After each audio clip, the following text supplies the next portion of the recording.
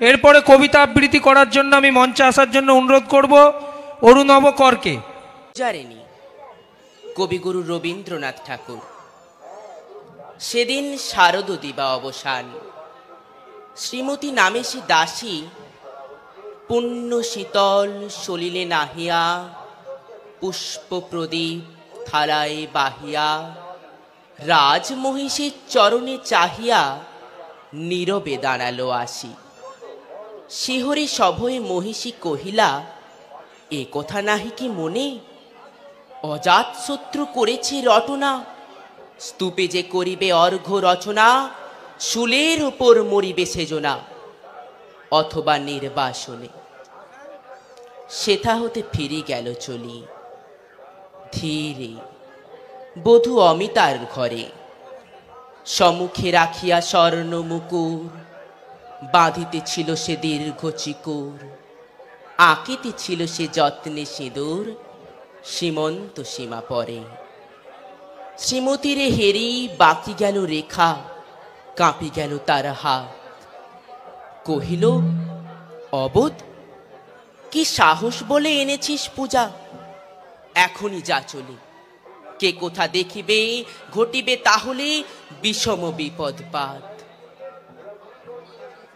অস্তরবীর রশ্মি আভায় খোলা জানালার ধারে, কুমারী শুক্লা বসে একাকিনী পড়িতে নিরত কাব্য কাহিনী। চমকি উঠিল শুনি কিঙ্কিনী, চাহিয়া দেখিল তারে।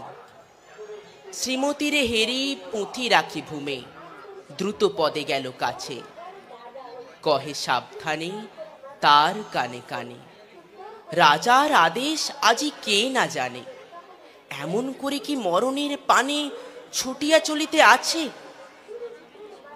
দ্বার হতে দ্বারে ফিরিল শ্রীমতী, লইয়া অর্ঘ্য থালি।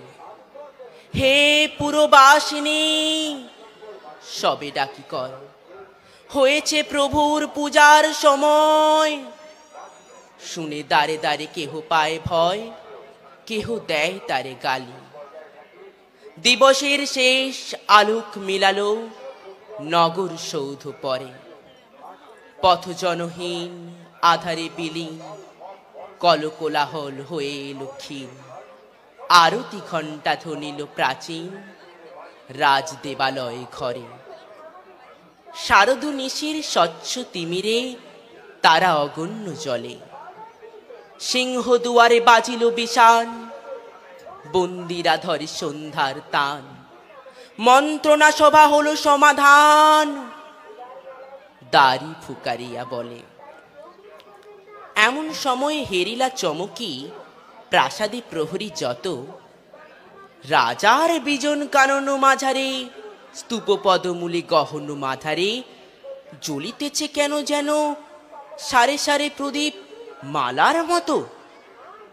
মুক্ত কৃপানে পুররক্ষক তখনই ছুটিয়া আসি, শুধালো, কে তুই ওরে দুর্মতি, মরিবার তোরে করিস আরতি। মধুর কণ্ঠে শুনিল, শ্রীমতী আমি বুদ্ধের দাসী।